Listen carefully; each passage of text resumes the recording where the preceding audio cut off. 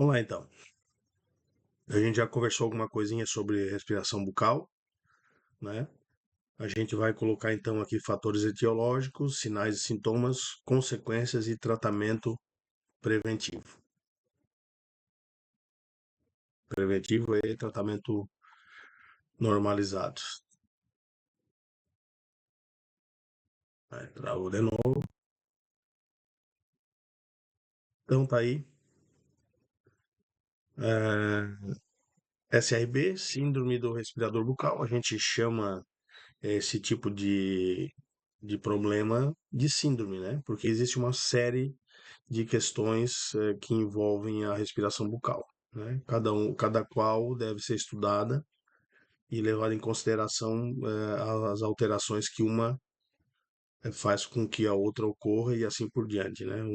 Uma interagindo um problema interagindo com o outro e provocando outros problemas, né? Então, a gente precisa saber das alterações do crescimento facial e postural, problemas oclusais e de fala. A gente tem distúrbios alimentares, dificuldades escolares e doenças do sono, como a apneia obstrutiva. Travou de novo? Deve ter passado duas.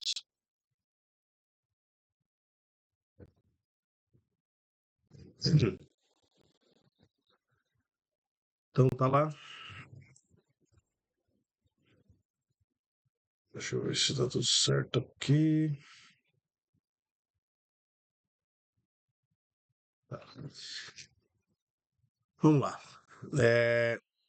A introdução, né? O crescimento da face se torna completo na idade precoce, entre 61% e 75% no primeiro ano de vida, atingindo 80% até o sexto ano de vida.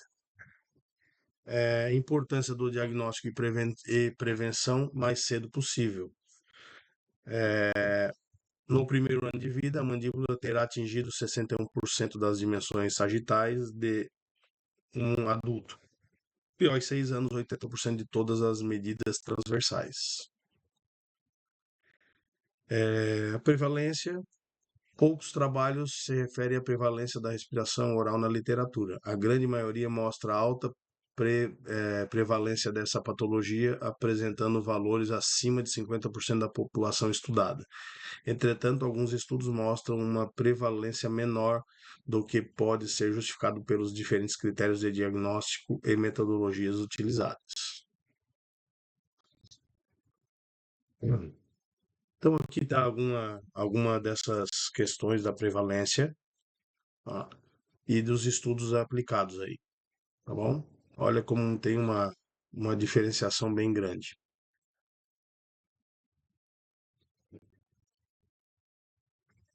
Fatores etiológicos, então, a gente tem as obstrutivas, né, que são a rinite, hipertrofia do corneto, desvio de septo, hipertrofia de tonsilas palatinas, faringes, pólipos, tumores, traumas ou malformações nasais. E não obstrutiva, deformações craniofaciais e hábitos.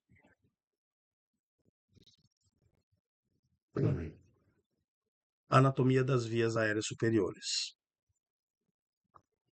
Então tá lá. A gente tem uma questão anatômica bem peculiar, né? A gente tem questão de traqueia, a gente tem questão de esôfago, a gente tem a nasofaringe, orofaringe e hipofaringe. Quando a gente tem, aqui só para a gente nos situar um pouco, quando a gente tem uma deglutição, né, toda essa parte inferior aqui sobe e veda aqui em cima para que o alimento passe para o esôfago sem adentrar na traqueia, tá certo? Então existe uma colocação, desculpa, eu me referi errado, o que sobe é essa parte aqui e encosta aqui, tá bom? Faz o vedamento e existe a passagem para o esôfago e a passagem para a traqueia. A gente vai ver isso aí mais ou menos aqui para frente. As vias aéreas superiores, né? Responsável pela deglutição, fonação e respiração. A execução dessas tarefas depende da interação complexa de mais de 20 músculos.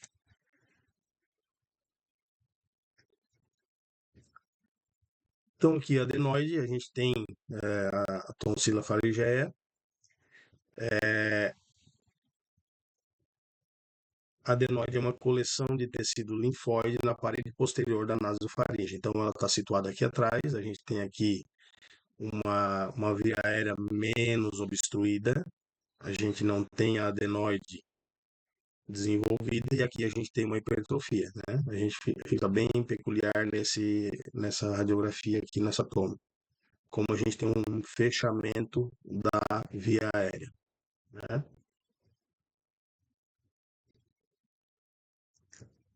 As adenoides são pequenas massas de tecido linfóide localizadas na parede posterior da faringe, que são pequenas ao nascimento devido ao estado imaturo do sistema imunológico.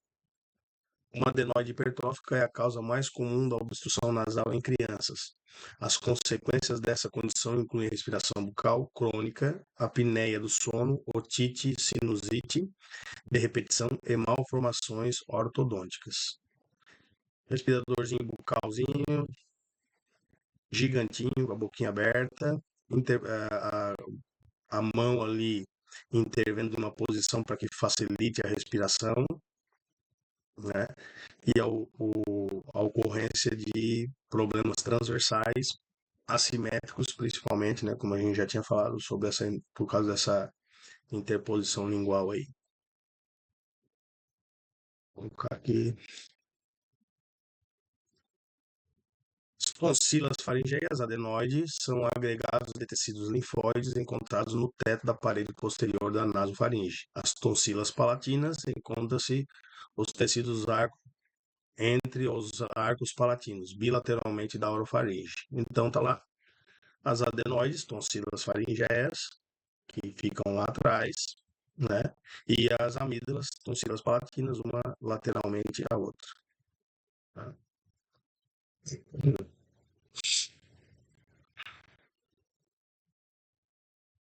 Junto com as amígdalas, as adenoides fazem parte do chamado anel linfático de Waldeyer. Uma formação linfóide situada nos limites entre as cavidades nasais, bucais e gargantas. Travou de novo. Exames complementares. Diagnóstico das hipertrofias das adenoides é feito a partir de sinais e sintomas da doença e de exames como nasofibroscopia e radiografias. Então, aqui a gente tem assinalados, né, essas duas. Então, aqui é a nasendoscopia e a nasofibroscopia e as radiografias cefalométricas de perfil. Então, geralmente, a parte ortodôntica, a gente faz esse pedido de cefalometria, para fazer cefalometria, que é a radiografia lateral, tá? E ali a gente tem bastante possibilidade de enxergar as vias aéreas, tá? Como eu já tinha explicado para vocês, existem algumas coisas que lá no raio-x panorâmico a gente vai ter como observar. Não, não é o exame indicado para isso, porém ali a gente já tem uma noção de estruturas, né? E aí depois dali a gente pode pedir também um exame complementar ou encaminhar para um otorrino a partir da constatação na própria radiografia panorâmica. Mais uma vez friso, não é a radiografia ideal para isso, então se alguém algum dia perguntar se o exame radiográfico panorâmico serve para observar vias aéreas, ele não serve, por causa de toda a interposição que é causada quando existe a tomada radiográfica panorâmica, né? Que ele faz toda a rotação, tem muita interposição de estruturas ali. Mas na radiografia lateral a gente tem uma observação, né? Uma facilidade de observação de vias aéreas, né? A gente tem as tonsilas aí, né? Bem delimitadas. A gente falou sobre a tonsila faringeia, principalmente, né? Que é a amígdala. Olha como tem um espaço aberto aqui na via aérea e como aqui ele é bem restrito.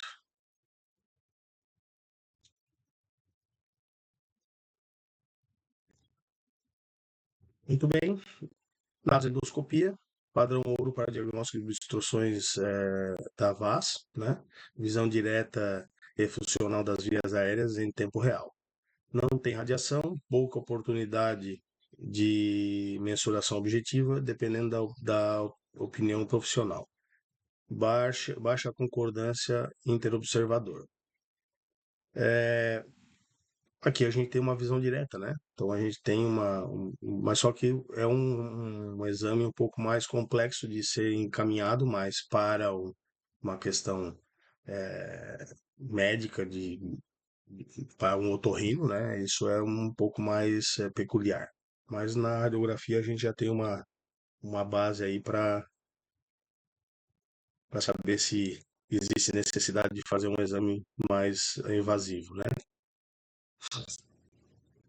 Então a gente tem aqui a classificação de hipertrofia de tonsilas palatinas, que é o Brodsky, tá? Então a gente tem o grau 0, 1, 2, 3 e 4. Aqui está bem elucidado pelas fotografias, né? A gente tem uma série bem crescente aqui de problemas, né? Olha como é bem fechado aqui o grau 4, mas intercorrências de infecção de amígdalas requerem a remoção cirúrgica, né?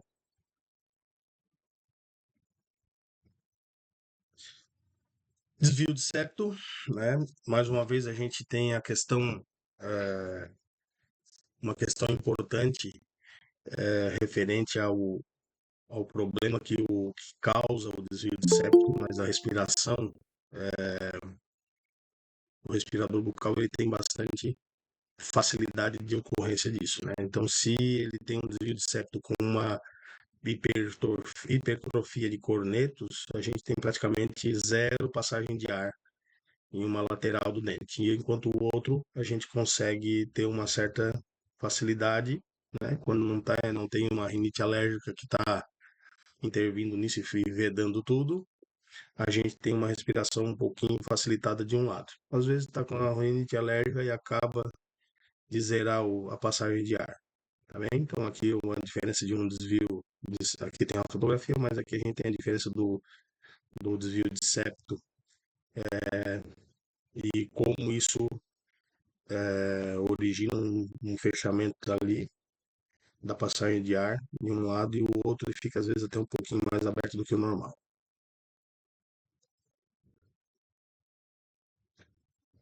Tudo bem? A gente tem aqui então um septo não muito desviado, né? Mas a gente vê que tem hipertrofias de corneto e a gente tem uma dificuldade de respiração aqui. Então, até o septo ele não está muito fora, tá? Existem radiografias que isso fica bem nítido, mas a gente tem aqui a observação de vias aéreas, ó, as vias aéreas superiores aqui, ó, relativamente tranquilo, tá?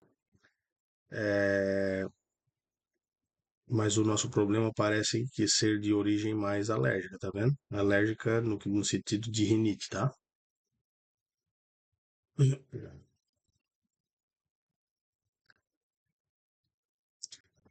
Então aí, concha nasal inferior, a gente ainda fala em hipertrofia de cornetos, né? Mas eu acho que o nome atual seria concha nasal, né? Então a gente tem hipertrofia de conchas, mas o corneto já está estabelecido, né? Por nós, a gente continua usando até que não se use mais. Seio maxilar, a gente tem a questão de sinusites crônicas envolvidas nos respiradores bucais também, né? A gente tem o seio frontal, que ele tem essa extensão, é claro que ele se localiza mais anteriormente aqui, na glabela. Células etimoidais, então são alguns dos ossos aéreos aí, né? Vamos lá. Então, posicionamento lingual. Quando a gente tem uma via aérea superior, esse desenho, esse corte aqui, ele elucida bem. quando tu tens uma respiração mais nasal, tu tens o espaço de respiração bem mais amplo e tu tens uma compressão do assoalho para baixo. Quando tu tens uma respiração bucal, tu tens a compressão do assoalho para cima, né? Então, a maxila ela acaba ficando mais ogival, o céu da boca fica mais profundo. Na face, então, a identificação de um respirador bucal, a gente às vezes vê só pela face. A gente olha para o abençoado, a gente já percebe que o paciente tem esse hábito e a gente já tem que pensar e ver ele com outros olhos, né? Então, lá na face, boca aberta, lábio superior curto, lábio inferior hipotônico e evertido, narinas estreitas, olheiras e olhar triste. Uma pessoa dessa aqui, ela não dorme bem, né? Uma pessoa que precisa fazer força para respirar, tem toda a questão de o ar não tem o aquecimento que existe pela respiração nasal, tu tem já problemas de garganta inerentes, já tem uma questão, então uma pessoa dessa aqui ela não consegue dormir bem, não tem um sono reparador. Então, geralmente acorda com aquele olhar de cansado e prostrado, né?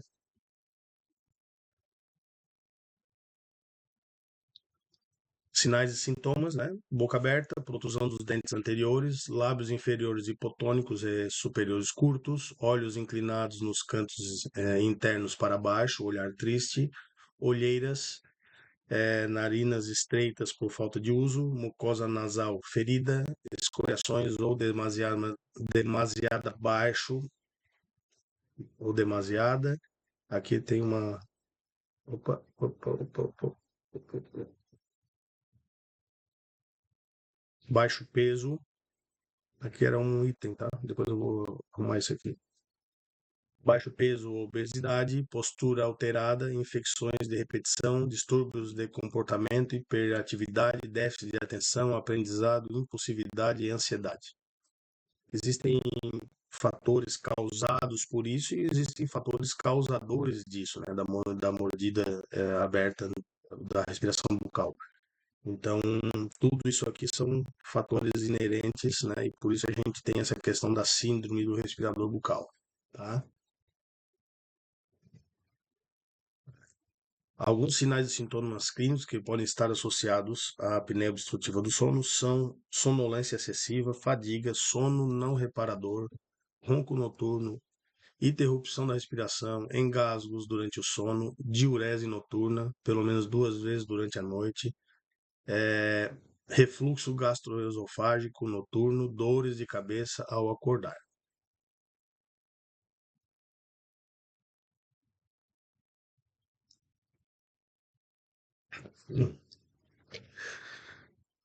Vamos lá.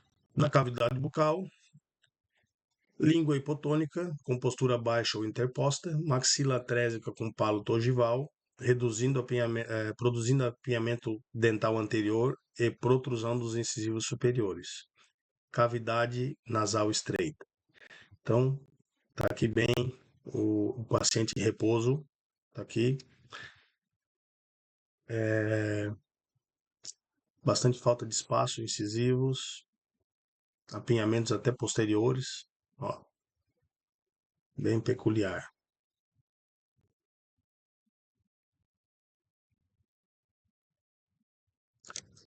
Com isso, abertura do ângulo goníaco, mandíbula baixa e em posição de classe 2.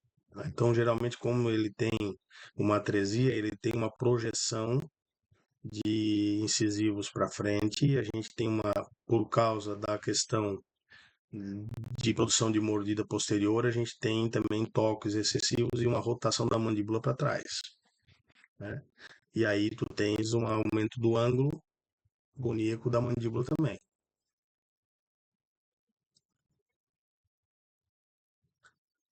Mastigação ineficiente, levando a engasgos pela incoordenação da respiração e mastigação. Como tu tens um problema, né, que tu vai respirar pela boca e vai mastigar ao mesmo tempo, tá com o nariz todo trancado, e a gente tem essa questão de mastigação meio autônoma aí, né? Quando a gente vai respirar com o nariz muito trancado e vai engolir, não sabe se respira, se engole, então, consequentemente, os engasgos ocorrem com bastante frequência. E depois fica aquela coisa irritada na garganta, o paciente fica tossindo, fica pigarreando, então é uma tendência bem fácil uma coisa bem fácil de acontecer.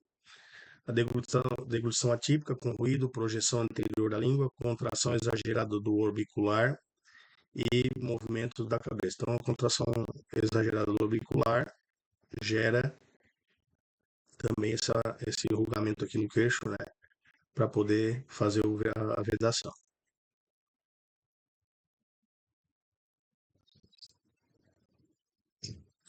Consequências e alterações crânio-dentais. Face estreita e alongada, lábios hipotônicos e evertidos. Evertidos é aquele lábio que faz a rotação para baixo, né? Ausência de selamento labial, língua hipotônica rebaixada ou interposta, maxila atrésica com palato ogival, mordidas abertas e cruzadas, protrusão dos dentes superiores, cavidade nasal estreita. Alteração postural, né? A gente tem um paciente dessa forma aqui, né? Cifose e lordose, eu coloquei aqui a cifose nessa região, a lordose nessa região, tá? Mas mais lombar, tá? Sinais e sintomas, então, postura alterada, anteriorização da cabeça, tu tens um posicionamento do pescoço jogando a cabeça mais para frente, o queixo um pouco mais elevado, ombros para frente caído, escápula saliente, hiperlordose, hipercifose, abdômen proeminente. Então, uma postura aqui que requer muita atenção, né? Imagina quanto problema que o paciente vai ter, além de todo o hábito de respiração e tudo dificultado, ainda tem toda essa coisa postural aqui. Isso aqui vai ser problema de locomoção, problema de cintura pélvica, cintura escapular também, porque essa projeção aqui tu vai desorganizando toda a questão muscular. Então, merece muita atenção. Anteriorização da língua ou elevação do seu dorso para regular o fluxo de ar. Então, a língua acaba achando posicionamentos para facilitar a entrada do ar e a respiração, tá? Fala imprecisa, excesso de saliva, cesseio anterior ou lateral, ocorre quando a ponta da língua faz pressão contra os incisivos centrais superiores ou no alvéolo. A corrente de ar é dividida e observa-se um espaço lateral do ar, um escape lateral do ar pela cavidade oral. Otites de repetição. Então, até o ouvido começa a ter problema recorrente. Gengivas hipertrofiadas ocorre devido ao ressecamento da mucosa oral, facilitando o acúmulo de biofilme nos dentes. Então, sempre tem uma questão de acúmulo aqui, né, de biofilme. A gente sabe que quando a saliva ajuda bastante na remoção disso, né, ou na não fixação. Então, quando tu tens o ressecamento, tu tens essas questões aqui inerentes também.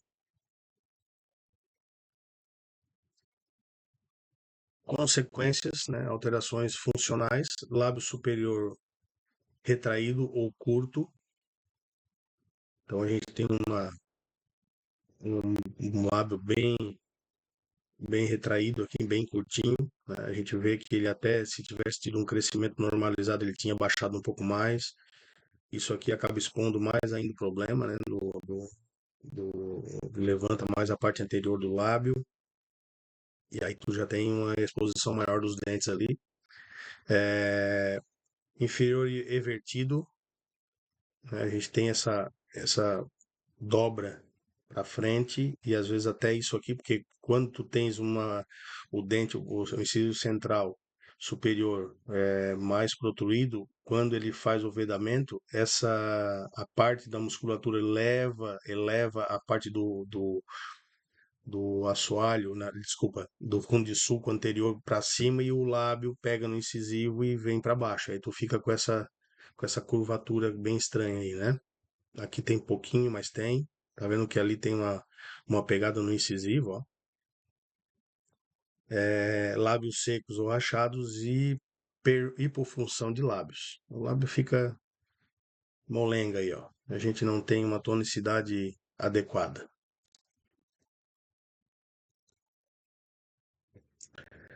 Alterações comportamentais. Então vamos lá, respiração bucal. Pode causar distúrbios do sono, apneia, que podem levar a problemas de concentração na escola. A apneia é uma questão bem atual hoje, bastante estudada, né, bastante tratada. Ainda não tão tratada como deveria, claro, mas existem hoje profissionais específicos. Isso é mais uma área que a odontologia tá adentrando com bastante força e bem resolutiva também, tá? É, mas é um tratamento ainda assim multidisciplinar. Às vezes a gente precisa de médicos de acompanhamento, de dentistas com especialização específica. A gente então precisa pensar bem nessa questão da apneia, né, que pode levar a problemas de concentração. Imagina só, tudo mal, um sono ruim é um dia ruim, né? Então a gente precisa cuidar, ter esse conhecimento e ter uma atuação ampla para que a gente consiga resolver o problema do nosso paciente. Cansaço frequente, comportamento semelhante a um transtorno de déficit de atenção e hiperatividade. Os principais sinais de apneia do sono ou distúrbios do sono são ronco noturno, dormir de boca aberta, irritabilidade ou cansaço durante o dia, baixa concentração na escola, baixo rendimento físico nos esportes, problema de comportamento, face longa estreita, palato profundo, olheiras, obesidade. Binômio forma e função. O desenvolvimento da face é influenciado pelo desenvolvimento adequado das funções. Então a gente tem essas funções, são intimamente ligados ao desenvolvimento da face, né? Respiração, mastigação, fonação e deglutição. Quando tu tens um perfeito funcionamento, tu tens a face com desenvolvimento mais normatizado. Aqui é um paciente meu, aqui do meu consultório. A gente, a gente tinha ele tem todas as peculiaridades físicas, intra e extraorais, inclusive posturais, de um respirador bucal, tá? A gente fez aqui só foi uma disjunção, essa foto aqui foi feita uma semana, foi antes, uma semana depois da colocação do IREX. Aqui a gente poderia ter sido usado um disjuntor de Haas para ter um apoio, mas a gente optou por não usar por causa de toda a estrutura anatômica aqui do palato. Aí eu preferi ir para o IREX. Então aqui a gente tem um ganho bem considerável, tá? E ainda assim a gente não teve um sobretratamento nessa região, tá? Algumas desinclinações aqui ocorreram. Eu não coloquei aqui a foto de como ele se encontra agora, mas ele deu uma melhorada bem considerável, mas existe aonde a gente tem esse o problema maior aqui, esse cruzamento lateral. Aqui a gente tem um cruzamento, só para salientar, a gente tem um cruzamento unilateral, mas é por desvio. Quando ele morde, ele toca e joga a mandíbula para o lado. Então, na verdade, ele tem um topo desse lado e aqui um cruzamento. tá? Hoje corrigido, né? Mas é claro, onde houve uma correção maior, a gente, né, desse lado aqui que é o lado direito, ele tem uma inclinação maior dos dentes, que isso vai ter que ser feito talvez uma outra disjunção depois para corrigir, para sobrecorrigir, para tentar desinclinar esses dentinhos dele aí. Mais para frente aí, vamos ver se eu consigo anexar.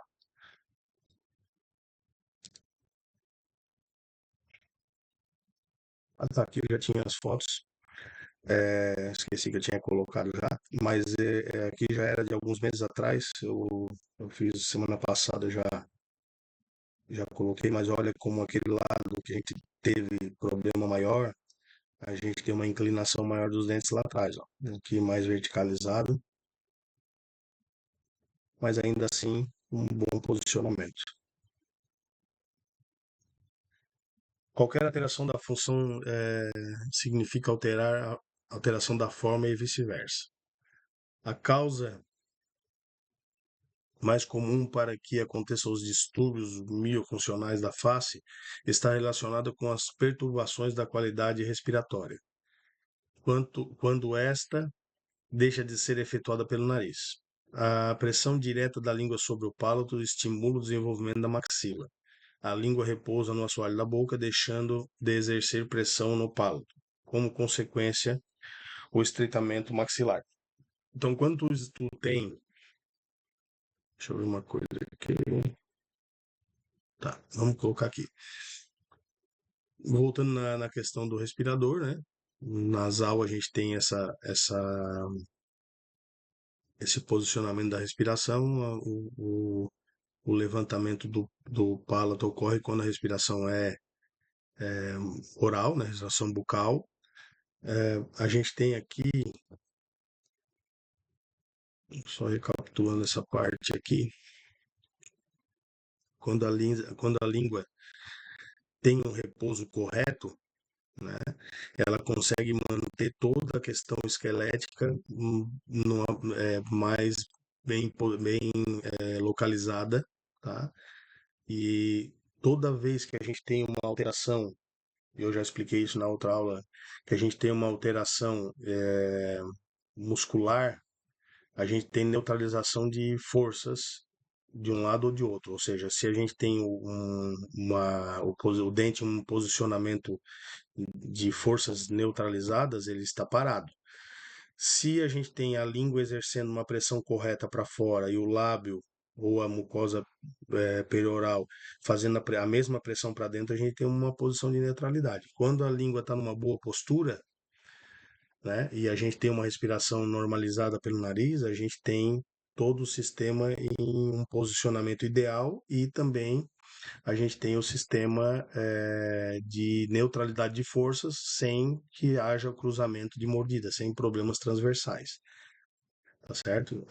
Se alguém não entender essa questão de zona neutra de força, a gente pode retornar e depois vocês me perguntam no final ali, a gente responde, tá bem?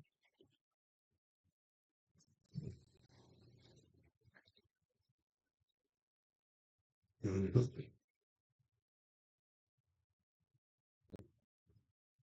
Então ali o ar entra pela boca, empurra o palato para cima e com a ausência da pressão e forças contrárias da coluna de ar leva ao abaulamento do palato, tornando-o ogival.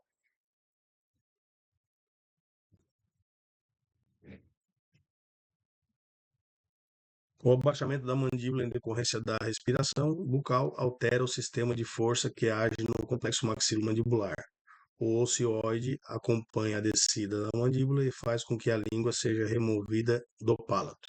Sendo assim, o peso do músculo bucinador não tem a massa oponente da língua, o que pode provocar mordidas cruzadas. É aquilo que eu falei da zona neutra de forças, tá certo? Quando tu não tens a língua numa boa posição, tu tens alteração da força que segura os dentes na posição, na força interna, né? E aí o músculo bucinador empurra todo o osso alveolar e os dentes para dentro. Isso acontece nesse lado aqui.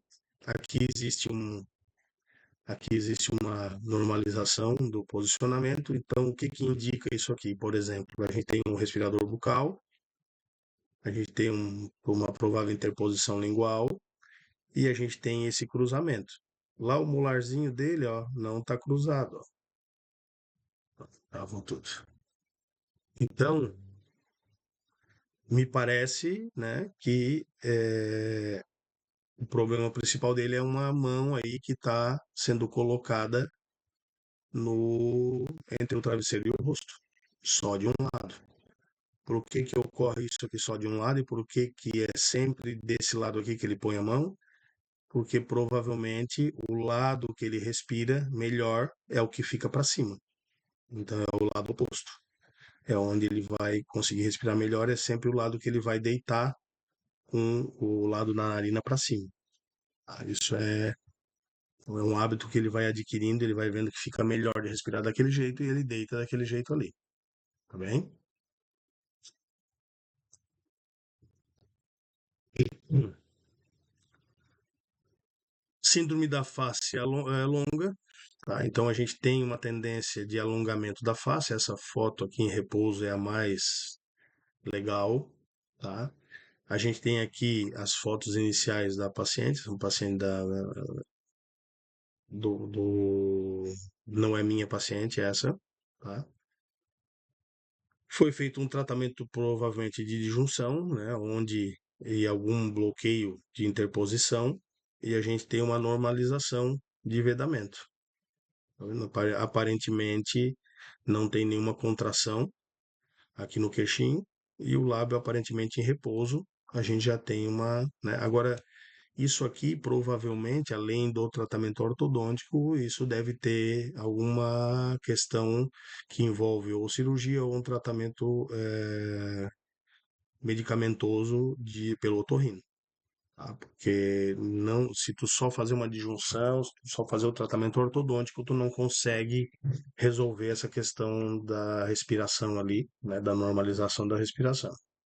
Então, possivelmente essa paciente aqui deve ter tido um tratamento multidisciplinar.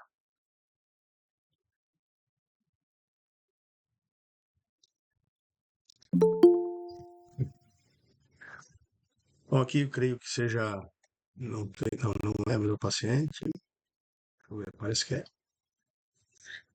uma restauraçãozinha que deve ter sido feita aqui. Muito bem. Não cheguei a ter, isso aqui é o slide da professora, mas aparentemente tem esse, aqui tá parecidinho. Então, o freio também. Então aqui a gente tem uma sequência de tratamento, né, ortodôntico, provavelmente também sendo a mesma paciente. Deixa eu dar uma olhadinha aqui, eu não tinha percebido essa, aqui são os dentinhos dela, então tá aí o que se obteve.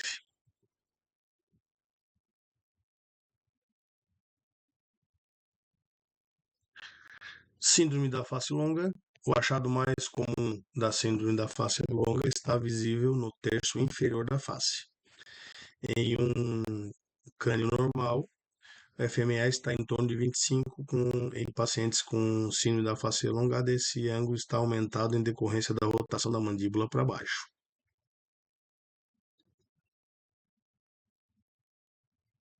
Mecanismo: por que intervir precocemente na síndrome do respirador bucal? Ao nascimento, a face e a mandíbula estão relativamente hipodesenvolvidas, quando comparadas ao seu tamanho na idade adulta. Então, toda a parte de desenvolvimento vai se dar aqui. Então, quando tu tens uma intervenção precoce, tu tens um desenvolvimento mais normatizado do sistema.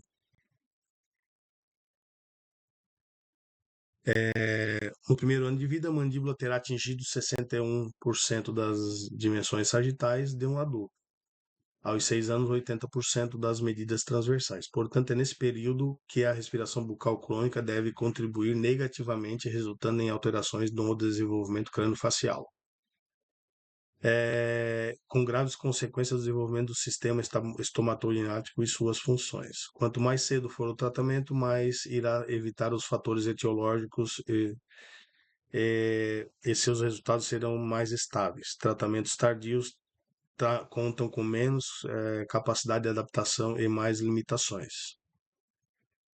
Então tá aí o mesmo que, mais uma vez eu vou frisar, mesmo que a gente não trabalhe com isto, a gente precisa identificar e fazer os devidos encaminhamentos, tá certo? Então, ter essa noção é muito importante para o consultório de vocês, para a vida de vocês profissional. Existem hábitos que a gente deve incentivar, existem hábitos que a gente deve evitar, né?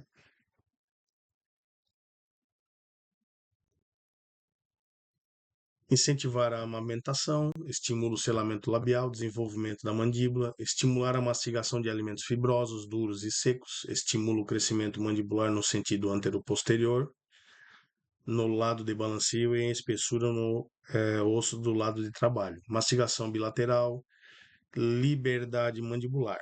Evitar hábitos de chupeta, mamadeira, sucção digital dificulta o posicionamento da língua. Ficar atento à respiração da criança, filmar no período noturno com a luz acesa, informar a população, polissonografia. A questão de a gente fala sobre bico, sobre hábitos, né? A gente tem crianças que isso é uma coisa que eu vou que eu vejo bastante assim na questão de da chupeta mesmo, que é o movimento que a criança faz quando está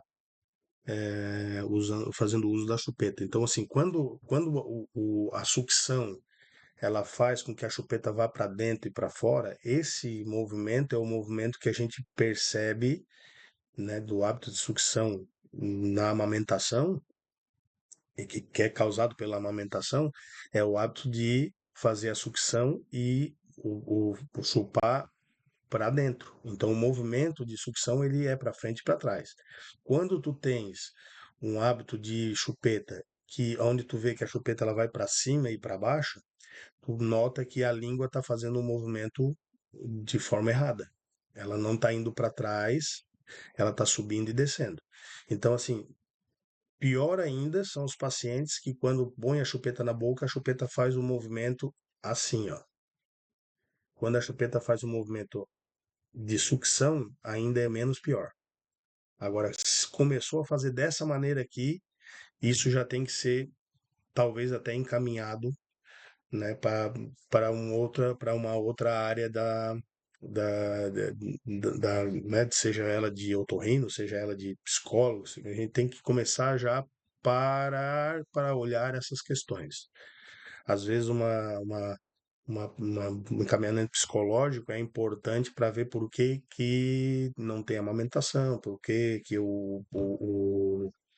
às vezes a amamentação ela não é requerida, ou às vezes a mãe parou de ter leite, ou sei lá, por N fatores. Mas são questões de ordem importante para o desenvolvimento da criança.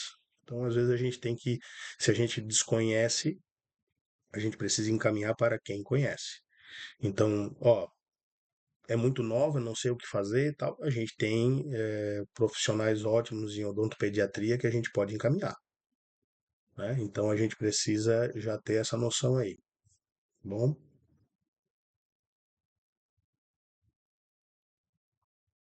Síndrome da apneia obstrutiva do sono. O principal parâmetro a ser avaliado na polissonografia é o índice de apneia hipopneia. Esse índice reflete a quantidade de eventos respiratórios observados por hora de exame e é o valor utilizado para diagnóstico de apneia obstrutiva do sono. Em adultos, 5 eventos são considerados anormais. Os eventos porque a apneia é um evento, não é um evento total, né? Ele acontece a apneia, o paciente pode parar de respirar e depois retornar, e esse evento ele é contabilizado, tá certo? Então a apneia é simplesmente o horário, ou o tempo, ou a ocorrência da parada de respiração e do retorno. Então, 5 eventos por hora são considerados normais, de 5 a 15 o diagnóstico leve, 15 a 30 moderado e mais de 30 grave. Crianças podem incluir uma apneia igual ou superior a um evento por hora, como indicativo de apneia leve, embora o diagnóstico e a gravidade possam variar de acordo com as diretrizes clínicas específicas da idade da criança. Olha lá, deixa eu clicar aqui que travou de novo. Aí.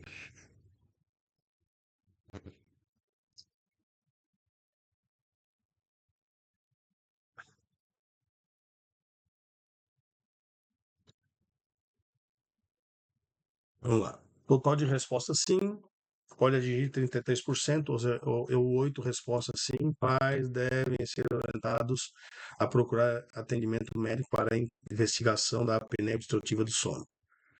Questionário, questionário pediátrico do sono, responda sim ou não sobre seu filho, de acordo com o último mês. Quando não souber, circule. A gente tem aqui uma série de perguntas, tá? É, e um questionário para a gente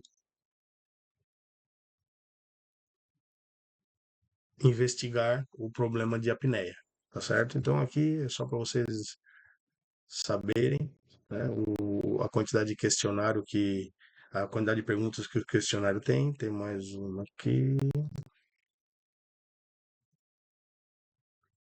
Tá, coloquei tudo numa só. Então, mais uma vez ali, né, a quantidade de respostas sim pode atingir 33% ou outra resposta sim. O pai deve ser orientado a procurar atendimento. Então, para o tratamento ortodôntico da questão, é claro, a gente precisa ter uma abordagem ortodôntica também, né, para que a gente consiga corrigir. Às vezes o otorrino ele precisa de espaço para que ele possa fazer o treinamento da língua, né? Assim como aquele meu paciente que eu mostrei para vocês ali que tem o palato muito atrésico, ele não tem como fazer os exercícios enquanto ele tem o palato daquele jeito. Então, às vezes a gente encaminha para fono, aí encaminha para o otorrino. A gente precisa primeiro fazer uma disjunção, remover o aparelho, fixar os dentinhos naquela posição para que ele comece a fazer os exercícios da língua quando a questão é interposição lingual, por exemplo, ou uma hipotonicidade da língua, ou postura, né? E aí a gente precisa fazer primeiro uma disjunção. Então aqui são os aparelhos mais usuais. A gente tem aqui além dos três que eu já tinha mostrado para vocês, a gente tem aqui um removível. Olha o removível com um batente de mordida, tá?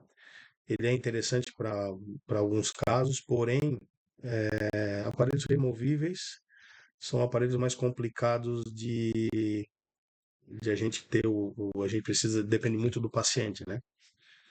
Eu gosto mais de fazer a utilização dos aparelhos fixos. Uma vez que tu tens uma normalização do tamanho do palato, tu tens uma normalização para que o fonoaudiólogo trabalhe e também, geralmente, quando a gente tem uma disjunção de palato, a gente deve falar que, dependendo da idade, a gente tem um ganho bem interessante na questão do desvio de septo, né? A gente consegue fazer com que o septo dê uma melhorada e, consequentemente, a gente melhora um pouquinho da respiração do paciente. Às vezes ele ainda permanece num caso borderline, onde talvez a cirurgia seja requerida ou a medicação. Na questão de, de recidiva, né? Um paciente que é respirador bucal, ele sempre vai ser respirador bucal, ele pode melhorar, mas as nossas intempéries aí a gente precisa às vezes a gente precisa ter um cuidado muito grande com a questão de alergênica, né? Mas um paciente desse precisa ter contenção. Se a gente não fizer contenções específicas para manter esse palato na forma que ele não tiver o acompanhamento médico, ele não tiver toda a parte ó, não fez cirurgia, mas vai precisar jogar um remedinho ali para ajudar na respiração, ele precisa fazer o tratamento certinho. E a contenção, né, nesses casos, às vezes ela é requerida para sempre, né? O paciente vai ter que usar para dormir, vai lá põe o aparelhinho dele para manter para manter tudo aquilo ali na posição correta, tá bem? Depois eu vou aqui a gente finalizou os slides. Eu vou deixar em aberto aqui alguns 2 minutinhos, três aqui. Se alguém tiver pergunta, faz. Quem não tiver, essa aula eu vou provavelmente eu vou disponibilizar amanhã, tá? Hoje à noite eu vou ter que colocar tudo certinho ali, fazer os cortes e provavelmente amanhã eu já disponibilizo. Provavelmente a professora vai botar no Ava também, tá bom? E aí vocês vão ter acesso à aula aí mais uma vez. Óbvio que às vezes a gente tem dúvidas e não tem tempo para perguntar agora, tá? Então vocês podem ficar à vontade para me